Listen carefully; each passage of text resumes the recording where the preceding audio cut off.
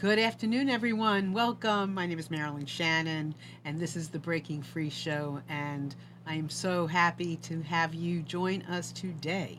Hope you're all doing great from wherever you are. And in North Carolina, where we are, it's gorgeous out.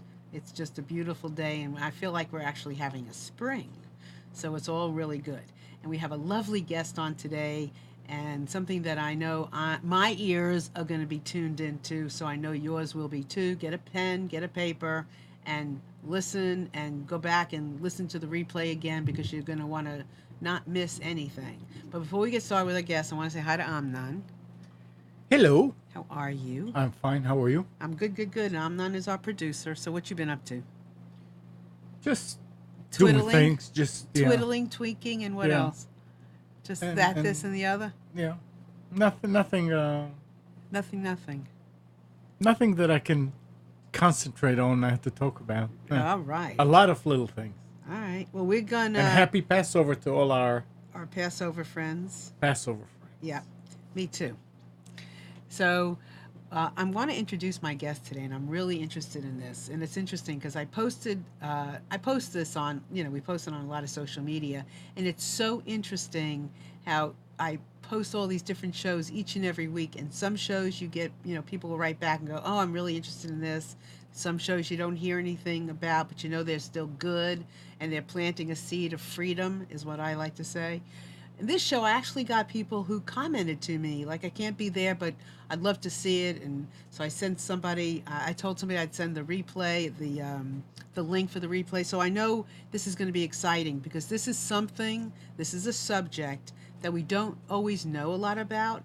And we're going to learn something today. So I want to introduce my guest to you today. Her name is Belinda Farrell. She's the author of Find Your Friggin' Joy. And she is an expert because of her personal life into Huna, the secret of Huna, and I'm going to let her tell you about it. So welcome, Belinda, to our show. Thank you. It's an honor. I'm so excited to be here. Likewise, you're all the way from California. Yes, the Freedom State, right?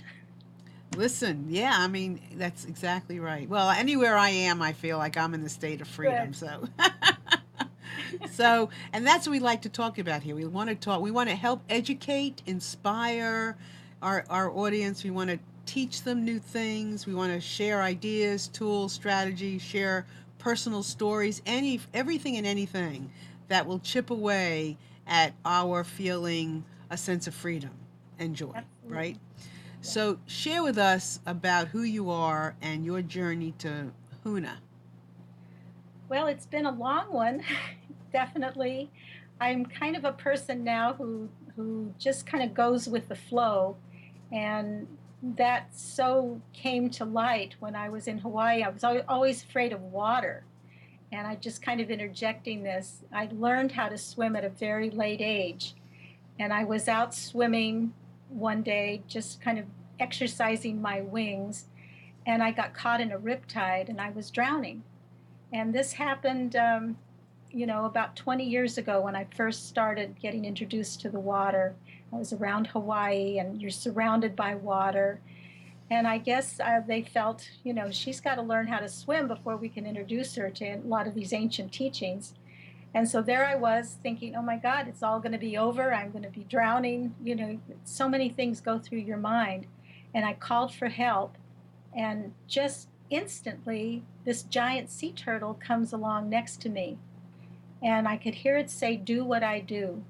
And at that moment, that's all I did was stop struggling. And this turtle took me over the current and dropped me safely onto the rocks and saved my life. Mm. And it just went to show me that I can't fight anything, that I can't, as soon as I start struggling, I have to really just go with the flow. So it's like whatever life brings you, you've got to really, according to what happened to me, you have to go with this flow and adjust, and you'll be safe.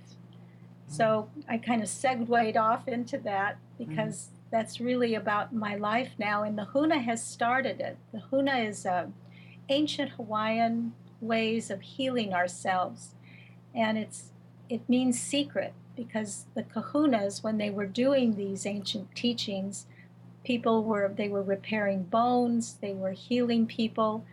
And this man named Max Freedom Long, who was a teacher there, he was observing this happening and nothing was written down. So he began to write what he saw, which were these amazing healing practices. Okay, Belinda, hold on one second. I want to invite everybody who's listening to take part in our chat if you like, because you might hear something that you want to ask questions about that I may not ask. So, and I don't plan on asking, I want to ask as many questions as possible, but I may not know your question. And I want to invite you to join us. So underneath our video, you'll see a little space. Put your name, your nickname in there, and you can take part in the chat.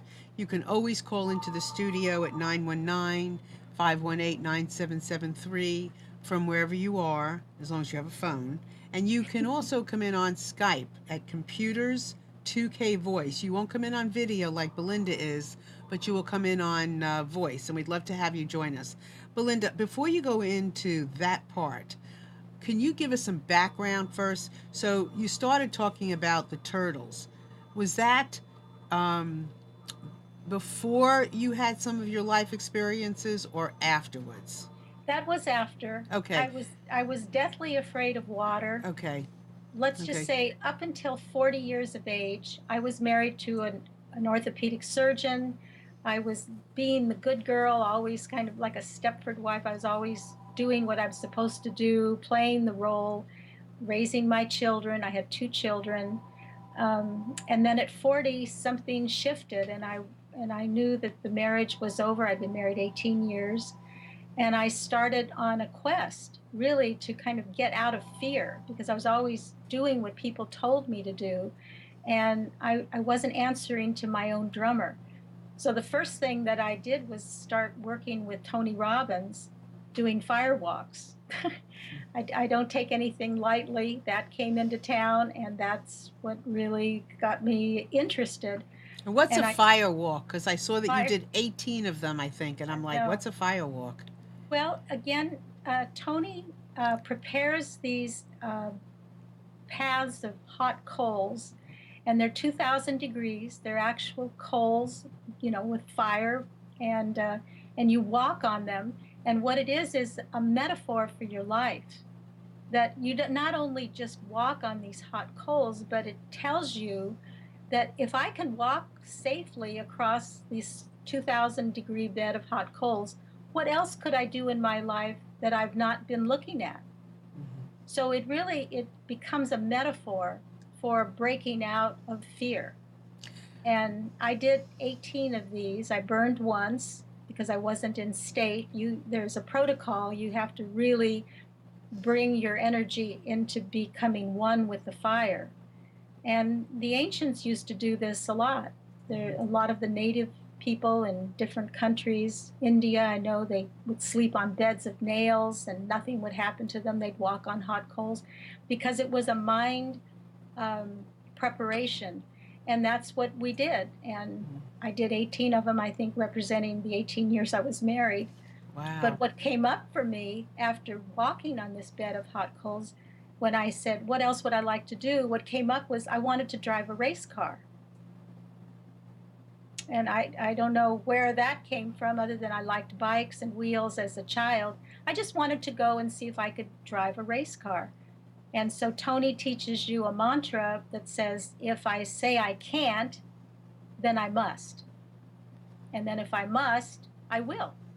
So I didn't say, well, I can't drive a race car. I said, well, I must find out where I can, go to drive a race car.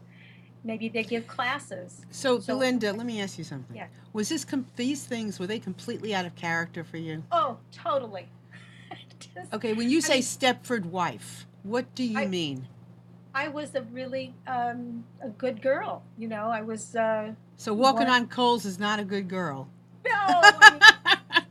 Well, it breaks out of the mold. Okay. My husband would never have allowed me to go and put myself in danger like that. And my kids walk too. Okay. So I had an 8 and 10-year-old that were walking on the hot coals as well. So you these activities were completely out of character. Not just with where would you have done them as a young child?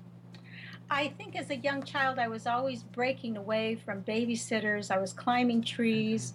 I was a little tomboy. I was trying to break away, but being an only child, everybody was pulling me back, saying, "Good girls don't do that. Don't get hurt. Don't do this." I was raised in a Catholic school. I was finally expelled in 8th grade. And an interesting fact is, I just found out I'm almost half Jewish. I had my ancestry done, and nobody told me that. I just found that out a few weeks ago. Oh my gosh. So, yeah, a lot of different things have become more to the forefront and making sense now in Uh, my life. Well, I'd love you to so I want to connect all these dots Yes, because you are an example, an extreme example in some cases, extreme. but an example nonetheless of what many people feel, want to go through, want to experience. So I don't want to miss any of this in painting the Belinda picture, I should say. So you're this, this kid who's not wanting to stick to any kind of norm growing up, and then you marry somebody, I'm assuming, and tell me if I'm wrong, it was quite conservative, kind of Very conservative. right, to Yes, kind of ground you, right, and then you're probably on some level, totally unhappy in that grounding because it's not you. And how many people go through that, right, right? Live somebody else's life. So you break free from that. right. I was doing acting, and that was Mm-hmm. kind of a way of getting out of the normal. I think acting is a really good therapy for a lot of people. Instead of going to a therapist, you do a play, Mm-hmm. or you know apply to some kind of improv group. It's just a way of expressing yourself, and that was very therapeutic. So Okay. I did about 5 plays before I got divorced, Okay. and it was amazing. Freedom. I One. want to emphasize your freedom, because Yes. that's exactly what makes people feel happy, is fulfilled and free. And that's Yes. that's exactly what it was. But when I got, finally divorced, I was looking at all kinds of things that I could do to overcome the fears that I had inside. Water was one of the main ones, but even with Tony, I was a teacher for him for 5 years. I never even expressed to him that I was afraid of water. I was too embarrassed, because, here I was. After I went to the racetrack to learn how to drive a race car, I found out that I had some talent, and it turned into an 8-year career. They hired me to drive for Buick and Cadillac after my 4-day Grand Prix road racing course, because I could make my marks. I could turn the car and put the wheel exactly where the director or the teacher wanted me to put it. And that's worth money when you're on a commercial or a film set.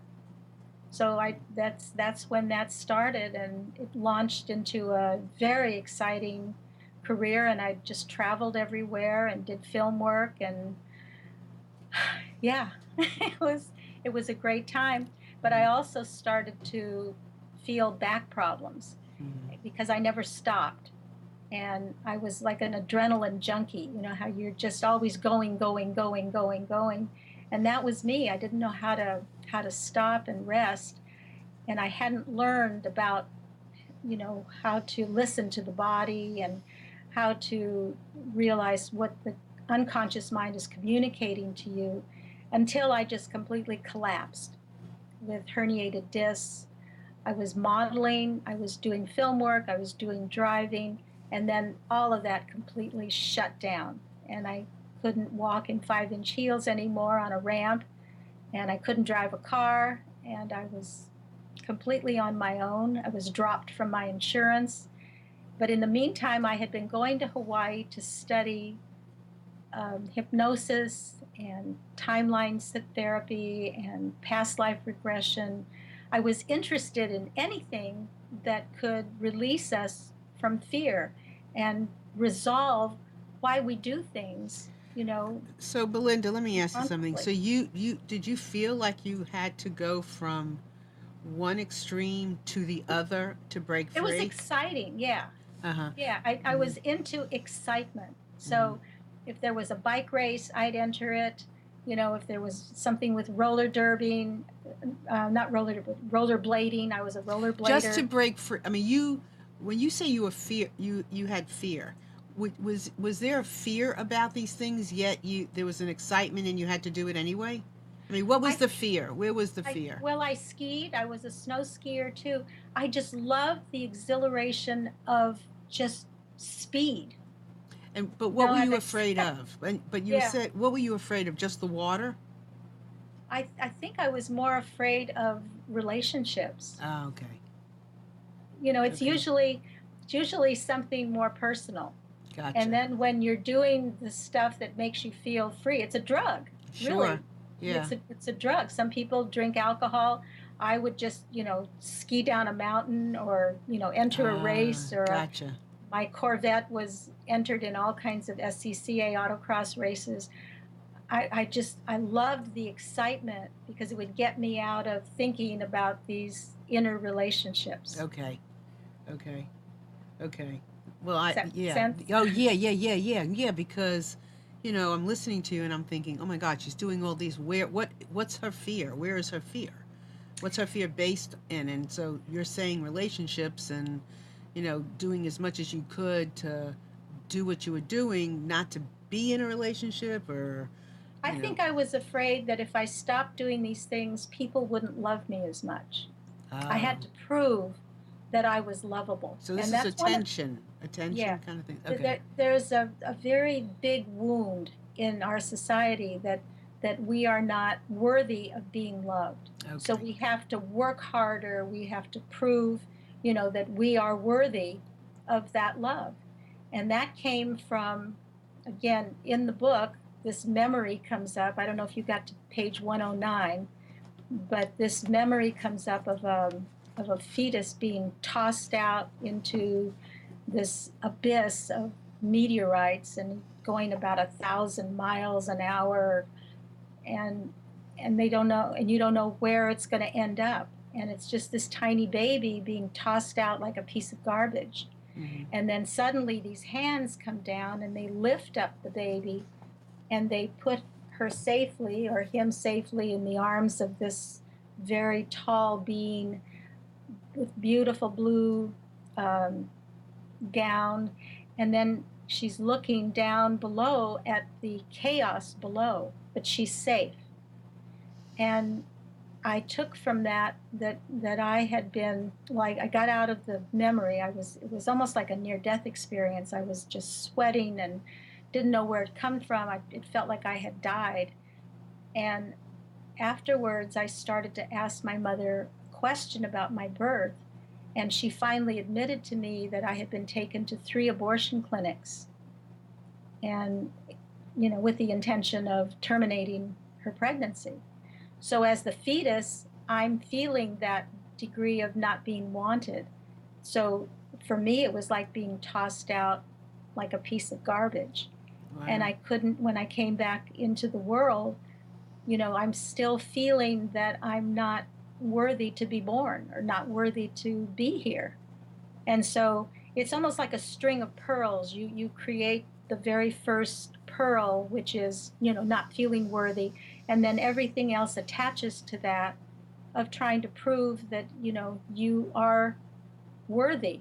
But all it does is prove that you're still not worthy until you're able to resolve the big picture, the big pearl. And that's what I've done Mhm. finally. So, okay, so let's continue because, I want everyone to know that, when I coach, I often tell new clients and remind my old clients that I sit in my chair, my coaching chair, on the phone ethically because I've had a life. So there's lots of, I sit there and I've lived. I feel ethically that I can coach because I am not sitting there void of having had experiences. I've had lots of experiences. Some, make me shiver. Some put hair on my chest. Some I can't believe I ever did. But I thank God for those experiences because I'm not in judgment. I Right. am, I'm an open book, and those experiences, have definitely taught me how to be me. Now, this woman has had different experiences, but she's had incredible experiences to catapult her forward. It's some by choice, some not by choice. And so, and we all have that in our lives. We're a container full of those things. So you've done these things. You were in a race car. You had these extraordinary experiences. Then what? Then what? Well, I collapsed. After doing all of this, my back wouldn't support me anymore. And I completely collapsed couldn't walk, couldn't sit, could only lie down, was in terrific pain. And I was faced with the doctors telling me, you're not going to walk again unless you have surgery. Well, I had been dropped from my insurance company too, not being able to do any more stunt driving jobs, or modeling jobs. I didn't have any more insurance. And so I thought, okay, I've been learning all of this Huna processes, Huna things in Hawaii, about how to get in touch with the unconscious mind, about how to reach the higher self. And once you reached your higher self, the higher self would heal the physical body. I just had to get all the dark stuff out of the way and get closure on it. Okay, so Well, we're going to go to Huna. yeah. But so did you start learning Huna after or before you had the financial issue and then the issue with your son? I was learning Huna in the early 90s, Okay. 1990. Okay. And Okay. my son was living with me, and I was going to Hawaii to get training in hypnosis and past life regression. And it just like an addendum, the Hawaiians came in and started introducing this ancient Hawaiian teaching called Huna. It was just kind of added in. It wasn't, something that I had thought was going to happen there as a result. It just got slipped in there. And I started hearing the chants. I started doing the forgiveness process, which cleans the memory bank that you have inside. And I started feeling lighter. See, show me something, like show me how the pudding tastes. Don't tell me all about how you're going to make the pudding. I want to know the results. The proof is in the pudding, right? Right. So Right. I started feeling better as a result. It wasn't talk therapy or anything like that. It was just I was doing this work, and I, as a result, was feeling better. So I wanted to learn more about Huna, which is the secrets, the ancient Hawaiian secrets. And so I started delving into it more. I started listening to the chants. I started begging the Hawaiians to teach me the chants, but I was this haole, this white person, and they were really reluctant to do it. The chants are public domain. They're for everyone, but not everyone is privy to accepting the call of the chants. I started listening to them, and then the chants kind of grabbed me. And Okay. Okay, so couldn't. before you go there, let's just go back a minute because this is all so interesting. I don't want to miss anything. Yeah. So you are practically crippled, I'm guessing. Yes. Oh, very. Right? And the doctors are saying like there's no hope unless you have surgery. Right. And at this, so you go to, had you already been to Hawaii Yes. Okay, so you start practicing Huna on yourself. Right. I was doing it to other people, and now I had to show that this really worked on me. I'd been studying Huna now for 3 years. Okay, and Yeah. so you were healed using Huna. Absolutely. No pain. was- Go ahead. Yeah, it cleaned me up. I had been in bed for about a month. I was taking codeine to get out of the pain, and I had seen an osteopath, not a regular doctor, and she had me do a homeopathic questionnaire and found out that I could benefit from a small little pill that was made of snake venom. And Uh-huh. I took that little pill that seems to bring up memories from the spine, because that's where my problems were. My spine was completely compromised. I had nerve degeneration. I couldn't put any weight on my legs. It was a mess. It was really a mess. The discs were blown. So I can was I ask you a question? So had Yeah. you been having pain and then all of a sudden you collapsed, or you Yes. just collapsed? Oh, I'd been having pain, and pain. you didn't give in to it. No, I Okay. just kept pushing through it, Gotcha. All right. Gotcha. All no right. pain, no Yeah. gain. Yeah. And then Right. I was finally dragging my left leg, Hmm. just dragging it. And it was just excruciating pain. And then I collapsed. I just completely finally Okay. collapsed. My son had to pick me up and put me into bed. And I was a goner. I was really just a goner by then. Okay. And so I had no other choice but to see if this Huna worked. And I just did it 24/7. Hmm. 24/7. I did the forgiveness process. I wrapped myself up in green scarves, because green is the color of the heart. And, I was into the healing. I had put big posters of a totally aligned spine on my wall so that I could see it, so that I could show my unconscious mind where we were going. That's what I wanted, the message to be sent to the higher self, to bring that healed spine into me, because I knew that somewhere in my body there was a blueprint for perfect health. And I Right. just had to connect with it Okay. because Hold on a minute. Hold on. Let's go there. So, okay, a blueprint for perfect health. Explain that, because that's very, very important. yes.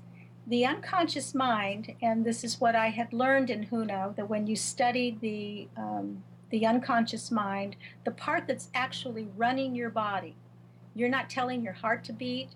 You're getting a different set of liver cells and pancreas and bones. All of that is changing without you consciously thinking about it. And the unconscious has the job of holding the little black bags too from your memory bank, from lifetimes, from all your ancestors.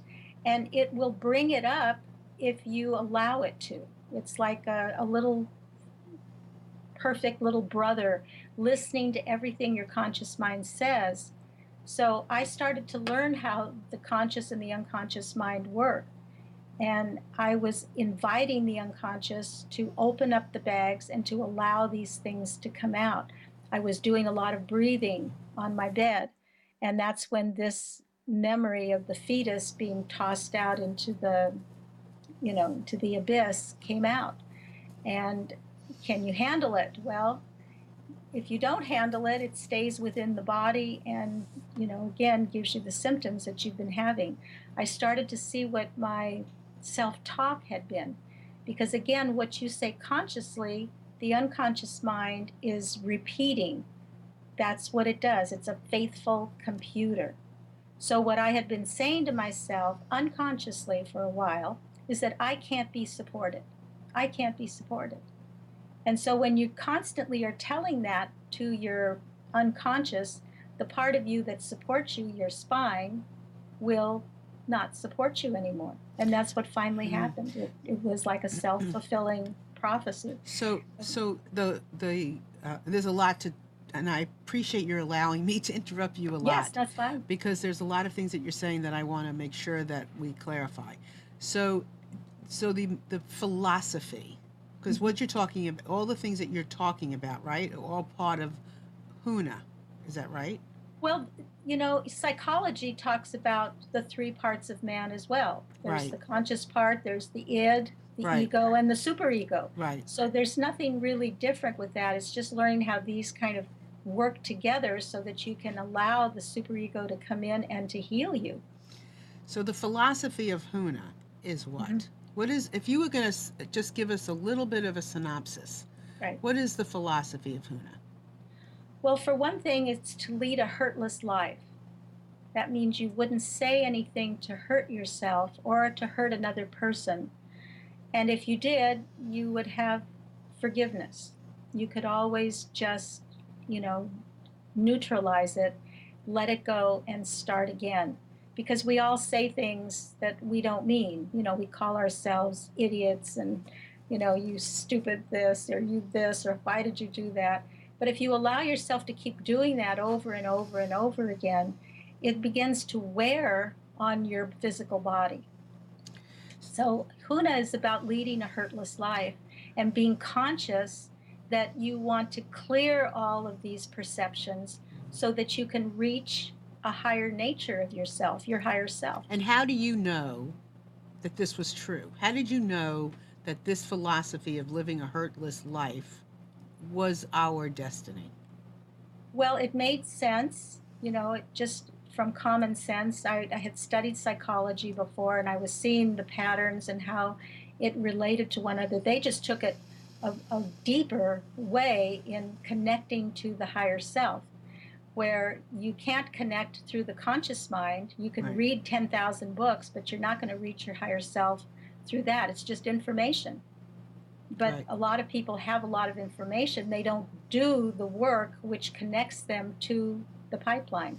I Mm-hmm. started looking at old hieroglyphic texts. It's not just the Hawaiians that shared this, but the ancient Egyptians, Mm-hmm. the Babylonians, the Syrians, they all had drawings that showed these three parts of man and the benefits of connecting to this higher great spirit of ours. Mm-hmm. The Egyptians have hieroglyphics that show three cranes connected together, and how that interacts, when they're connected together, how a prayer moves up the pipeline to the higher self. I mean, it's just amazing how they have a symbol of a grasshopper that is significant of the unconscious mind, because a grasshopper is sticky and the emotions come and stick to the unconscious mind, just like they do with a Mm-hmm. grasshopper. So It's interesting. it is For very, yeah, very interesting. And so you mentioned a blueprint for health, or a Yes, blueprint. So the our blueprint, our come from, our um, is about health, yes, physical we and have the go ahead. blueprint. We have the blueprint for physical and emotional health, and Right, we have brought other things in humanly. We've brought other right, things in or whatever into dismantling that somewhat or whatever.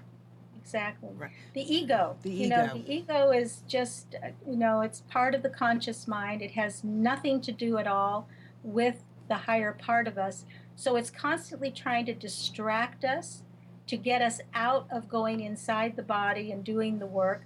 It wants you to find love over there, Mhm. or under that rock, or you go to that seminar, or you read that book. I mean, just don't go inside and find the answers, because the answers are inside. It has to do with our breathing, our neutralizing the way we've been looking at things, and really beginning again.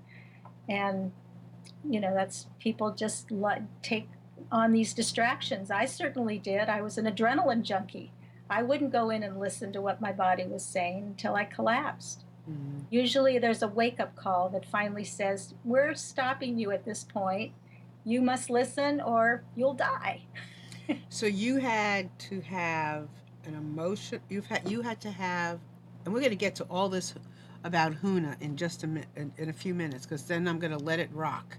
But before we do that, I just want to say that Belinda had to have, on both planes, she had to have a physical dropping, a collapsing, and she had to have an emotional, spiritual collapsing, so to speak, in her life, in her personal life as well, in order for her to be here and writing this book that she did. Let me put the book up so you can see it. Um, can we see that on then? This is her book. Okay, so you see it, and it's very interesting. And she makes a lot of sense in there.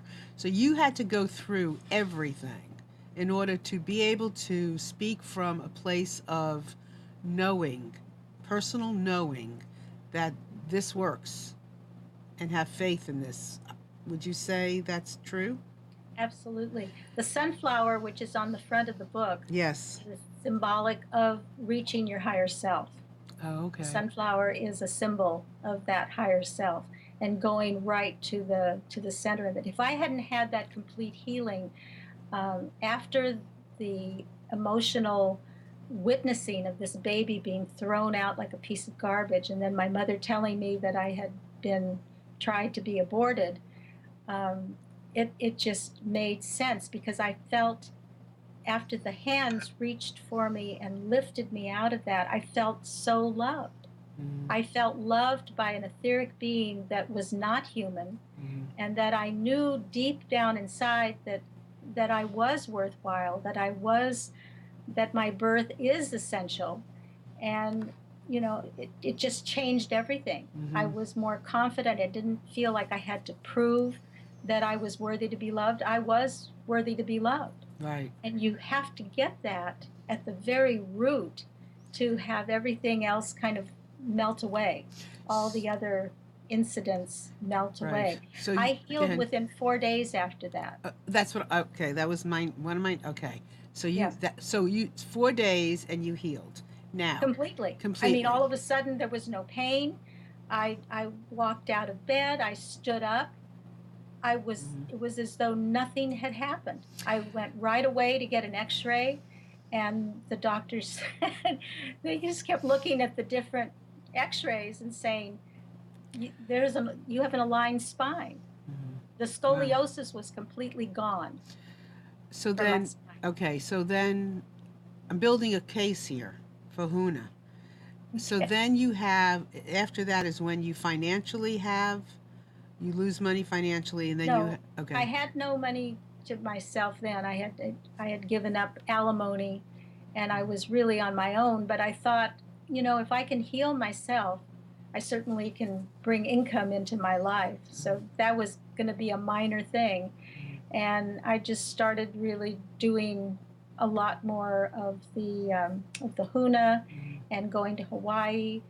Um, And it wasn't when did your son pass away? That was in 2008. So then, and you lost your mother's investment or an investment, Right, that was pretty, in 2009. It was okay. the month right after that. So He you passed have, away. so then you have, so you're doing Huna, you heal your body, you're using Huna, and then you have a tremendous, another life Loss. changing experience. Huge loss. I had moved here to Santa Cruz to be closer to my daughter and to my son, my grandson, and then my son left to do this master's degree program in Ohio. And he was just in foreign territory. He was going away from all his friends, but he wanted to do this. But he was in a lot of pain from botched surgeries on his back. He saw me heal completely. He understood it for me, but he could not go there. He could not do that. So that's why I'm saying what I did was because I took an active role in my healing. There are other people, and that's fine. They take more of a passive role. Mhm. They want something to be done to them. Like my son he wanted surgery. His dad kept encouraging him to have surgery, and he followed that. But then you have to take the consequences. He was in pain as a result of that surgery and then put on prescription drugs for years. And And then, that's right. what finally took him. And then he committed suicide Right, with the drugs. with the drugs. Yeah, he couldn't stand the pain. And then I lost my money and I couldn't stay in the house I was in. I couldn't even do the Huna, honestly. I mean, I was in such grief. There wasn't just this heaviness, but I knew I didn't want to be a burden. I had to keep myself somehow going. So I was selling things right and left to get the money to, just support me that month. Mhm. And then a friend, a wonderful, wonderful friend, took me to see a movie called The Living Matrix. Mhm. And it was playing at our Inner Life Ministries chapel here. And I didn't want to go. I just thought, oh, please, no, I don't want, I just wanted to stay in my misery. And she dragged me there. And I was introduced to this film, and it was with Bruce Lipton, Dr. Bruce Lipton, and Dr. Eric Pearl. And I watched Dr. Pearl do an amazing healing on a young boy from Greece who was in a wheelchair and had been just thrown into the wheelchair, and nobody could help him anymore. And he never even touched him. I saw him just like pulling frequencies Mhm. or just something going on between his hands. And I just took myself at attention. It was the same feeling I had when I was first learning about Huna, Mhm. because I never did anything healing wise other than Huna all those years. And then this just grabbed me. And all of a sudden, he showed this little boy after 3 sessions, and he was playing in the playground. And he was just working and operating like a regular kid. He could hold a cup for the first time. For the first time, hold a cup in his hand. And I was just adamant about finding out what that was. So when I came back home, I found a reconnection healing practitioner, and I had a session. She didn't know a thing about me, that I lost my son, nothing. And after the session, I felt lighter. All my grief had lifted, and I was just in a whole different state. And I thought, this is amazing. And so I had another couple sessions. I went back to Chicago to learn how to do this, and I started doing reconnective healing when I came home, when I went back to Hawaii. So I've been doing the Huna for self-healing and the reconnective healing for other people since 2009. So getting to your higher self, give us some clues about doing that. Okay, there's a recipe in the book. Okay. Also, Yeah. how to do it. It's through the breath. The connection is through the unconscious mind, which you have to again send a prayer. It's like sending a prayer up the pipeline to this higher part of you, which doesn't have a physical body.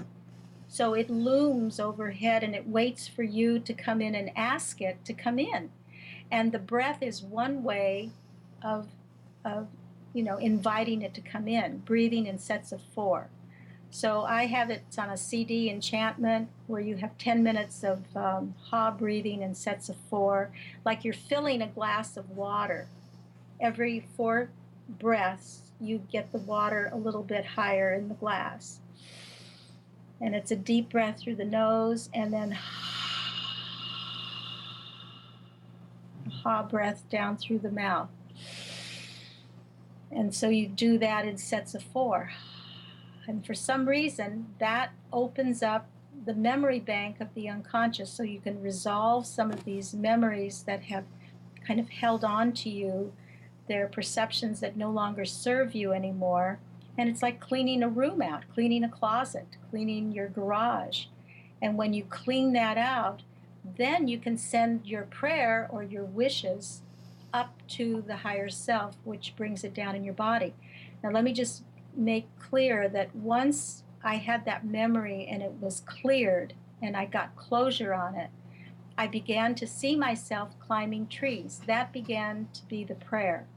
I wasn't praying to be healed. I wasn't praying for anything, because then that says it's not going to happen. You're in fear. You have to actually see yourself exactly the way you want to be seen. So I saw myself climbing trees, and I knew that if you could climb a tree, you had a good, strong back.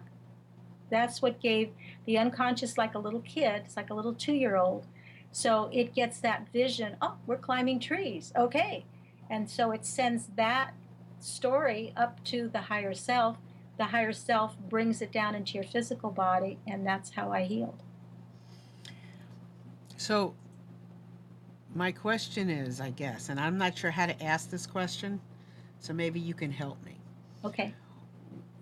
Why do we have such a gap or a space or clutter? I mean, why can't we just, like, if we believe, why can't we just, like, why do we have to do that? Why doesn't the higher self just know? Wouldn't that be wonderful? It'd be so easy. We have free will. And because of free choice and free will, we have to choose to want to connect to our higher self. We have to choose to want to connect to the unconscious, to open these things up, or we don't choose. We could say, that's a bunch of baloney. I'd rather go shopping. I'd rather go to the bar. I'd rather do this. We have free will. And your guides, your angels, your higher self, nothing can interfere with that free will. You have to make that choice. You have to make the first attempt to go inside and begin to open up. I had a friend that I was doing kind of a past life regression with, and he had never done this before. And I got him started in breathing, in just doing the 4 breaths. And it can be a little unfamiliar territory. And took him back to a past life, and it was just exciting and very astonishing to him that he could do this. And then dreams started happening for him. Because once you start to say to your unconscious that it's okay to go there, the unconscious will go, wow, I wonder if she can handle this today. Woo! And something else will come up that you can deal with, or you can say, oh, I don't think I want to deal with that. I'll just stuff it back down.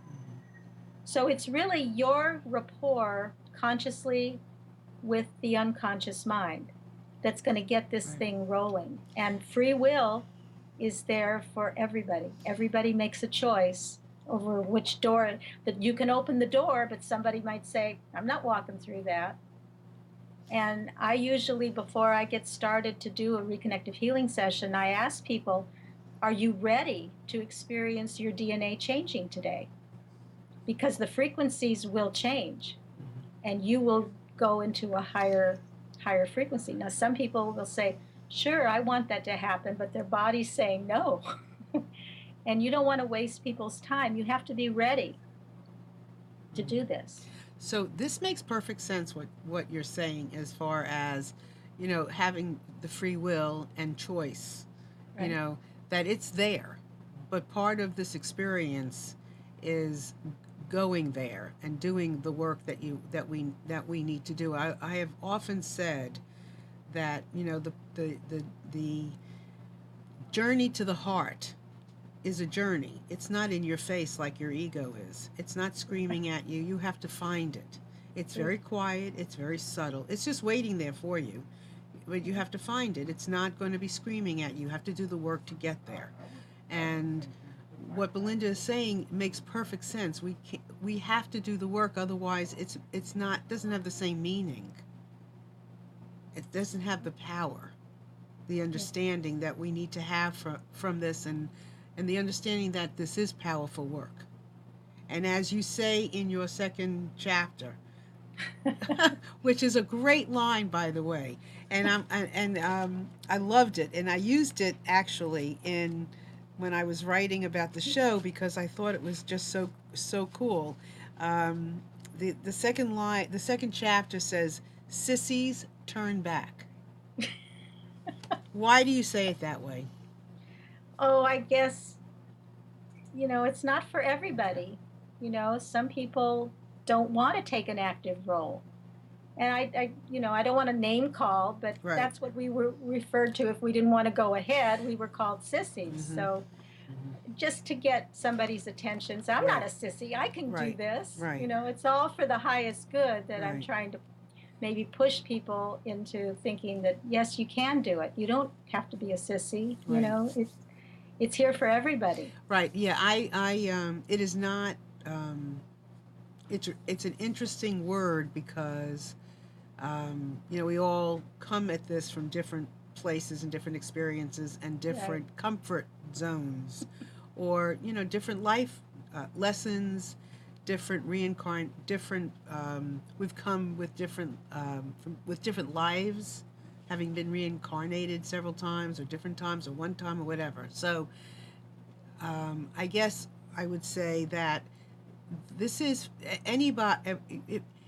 It's not easy. Somebody once said to me some of the work I was doing for myself was going to put hair on my chest because it was not easy. It was very complicated. It was scary. You find yourself sometimes alone in doing things that you would not maybe have done with before.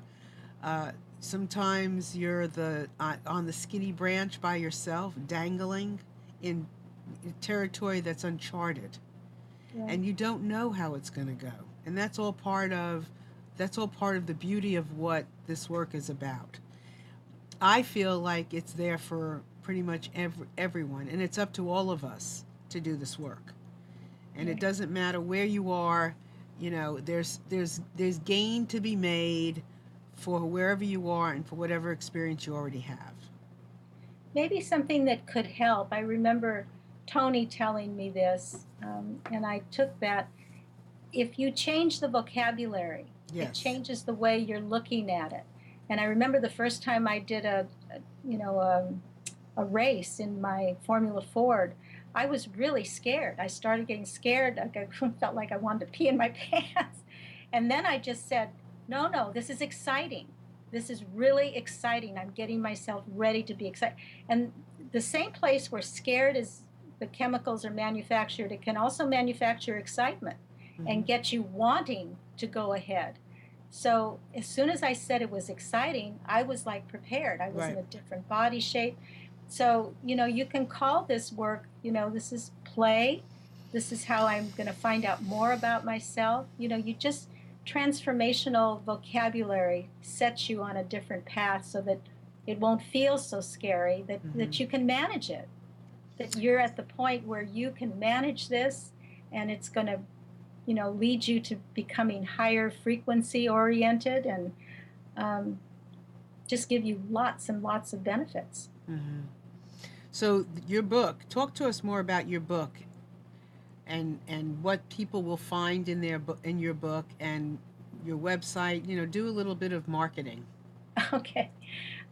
Well, the book was written with just all the love and joy. I didn't want to write a book, so I felt that I had 3 CDs.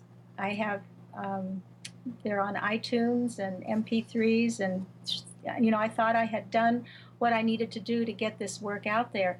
But once I had my reconnection done, which is a 2-day, it's once in a lifetime, it accelerates you on a higher soul path. And I had that done, and I kept hearing, you're going to write a book and you're going to enjoy it, and it's going to teach thousands and thousands of people, and you're going to really put it out there. And I just didn't argue. So I took 3 years out of my life, and that's what I did. I talked about how I healed my back, how that recipe is there for everyone, making it very simple. How to forgive yourself, how to neutralize the playing field that you have now, how to neutralize the blueprint that your unconscious mind is working on, and how to bring you into a place of completion with yourself. You can use what's in the book to, not be a sissy anymore, and really go in and start doing the things that you've always wanted to do. Because if you have a dream and you've thought it, somehow it can become actualized even if you don't think it has a chance. I mean, where did I get that I was going to be a stunt car driver? Mm-hmm. If I hadn't answered that call, I never would have had a career that I had. I didn't even know how to drive a stick shift when I went to that racetrack. Mm-hmm. So you can come from just nothing, and somehow that's in your destiny to fulfill. But if you don't Mm-hmm. take that first step, it's not going to happen. Mm-hmm. And so I encourage you to just move forward in that direction of your dream, to quote Henry David Thoreau. Right. And that's what the book is about. And it also has a chapter on the reconnection and the reconnective healing, which I treat separately. And it really is a blueprint. If you resonate with it, talks about the dolphins and the dolphin trips that I take people on. And you can go to my website. It's Huna Healing, HUNA Healing, HEALING.com.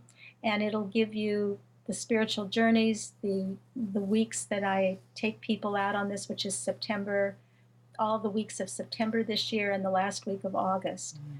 This will be my 18th year of taking clients to meet with the wild spinner dolphins. And it's Mm-hmm. all about raising your frequencies. That's what the dolphins do. They sonar you, they heal you in ways that your heart just opens. That's what reconnective healing does, doing your own self healing with Ho'oponopono, which means to make right right. And you can just say to yourself when something sad comes up, I love you. I forgive you. Thank you. And if you say that mantra to yourself, your higher self will begin to neutralize the connection that you had to that event or that person. And then you can begin to create whatever you want, your soul purpose, create that in present time. But you have to have a playing field that's neutralized. Mm-hmm. And that's what doing this is about. So, Find your friggin' joy. so Cleans the so plaque of your soul. so there is a specific recipe Yes, for doing huna in your book, and yes. that includes the breathing, clearing the way, asking your higher self. Um, is there anything? And you wrapped yourself in green scarves for part of Yes, your I healing. did. Is that all part of what's in the book? I didn't. I think I did talk about that. I know I talked about putting a healthy spine in front of me because you want to Right. feed the unconscious mind. The unconscious mind, remember, it loves repetition. Hmm. It just loves repetition. That's how it formed its habits in the first place. And it doesn't process negatives. So you can't just say, "Help me get out of pain." The only thing it's going to see is "get out of pain," and it hears pain. It doesn't hear the negatives. So you can't say, "Don't be in pain." It doesn't hear don't, it just hears "be in pain." Hmm. That's how the unconscious works. So you want to put there exactly what it is that you're creating. If it's a Hmm. healthy heart, it's a Hmm. healthy spine, a healthy brain, you want to drink that into your psyche, and then just begin to thank it. Thank you for remembering how to return me to perfect health. And And this so is you repeat those. and this is the Huna teachings. What you're saying right now, is that A, part of the Huna? a little bit, yes, Okay. a little bit, because again, they cleansed every day. The ancient Hawaiians met as a family at sunset to clear out old judgments, old perceptions that they had with themselves or with one another. They wouldn't allow that stuff to stay in the body. Hmm. So they were very much conscious and aware of saying good things to themselves. And if they Okay. didn't, they would, let it go down with the sunset into the water Hmm. and do this ancient Hawaiian forgiveness. I have that on a CD. It's called Chant and Forgiveness, and that's on my website as well in the store. That was the first thing that I ever put out. So So, so a you big can, part of Huna is the forgiveness. I mean, yes, that it's the is heart. It's that's the the heart of part. who. So, is to do Huna, we have to Forgive yourself. forgive yourself, practice forgiveness, and Self forgiveness. because it's hard to ask for more or something when you can't forgive yourself. Right. I mean, this is just again, you you ask. Well, during the day, things will come up for you. Sometimes you might feel sad. Sometimes you might feel angry. Just things will come up. How do you handle that? Do you delve into it, or do you just say, "I'm sorry"? You can just say, "I'm sorry. I love you. I forgive you. Thank you." Just those four phrases will be enough to neutralize the connection you've had with those perceptions. Hmm. And you'll start feeling better just doing it. You don't even know why you've been sad or angry. It just comes up. But Interesting. those are the neutral words. Perfect. Well, there is a lot to be said for what Belinda's talking about, and certainly based on her experience, she knows. So I would definitely reach out, check out her book, go to her website, check out her recordings. You can. This is, I want to say this is not rocket science, but and it isn't really. No. And so it's the intensity that you come to these things with. Obviously, for 4 days, for her to heal her body, she was really intense on it, and she was a total believer. She Yes. believed it through her entire beingness that she could, and Right. she didn't want the alternative. No. So No. That was not meant to be. no, I guess not. And so I appreciate your coming here, Belinda, and sharing, your stories with us. You've been a wonderful guest today. I appreciate it so very much. Thank you. And I thank everybody for being out here and listening and being part of this and sharing your energy with us, because I can feel it when you're all here. So I thank you so much. Belinda, you've been terrific. Thank you. Thank Thank you. you. Thank you, thank you, thank you. And Mahalo. mahalo to you as well. And our paths are going to cross again, because I'm going to go check out your cassettes. Okay. So thank you all so much, and we'll see you next week. Bye bye.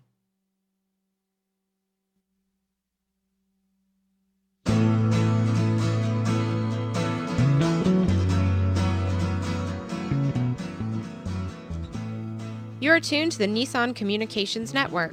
Our weekly lineup of call-in programs includes Computers 2K Now with Amnon Nissan, My Life, My Will with Gisela DiCarlo, The Tanya Love Show, Health Then with Debbie Bruck, Breaking Free with Marilyn Shannon, Triangle Be Well with Howard Jacobson, Lunch and Learn with Rabbi Yisrael Cutler, Lessons of Vietnam with NCVVI members, Parent Dome with Ryan Miller, Current Affairs with Amnon Nissan. And if you tuned in too late, you can always watch each program in its entirety or download an MP3 audio file of it in the archives section on nissancommunications.com. Don't forget to subscribe to our YouTube channel, follow us on Twitter, and like us on Facebook. Sponsored by Atomos.com, makers of quality video recorders and converters, CarolinaApparel.com, and DeltaForce.net.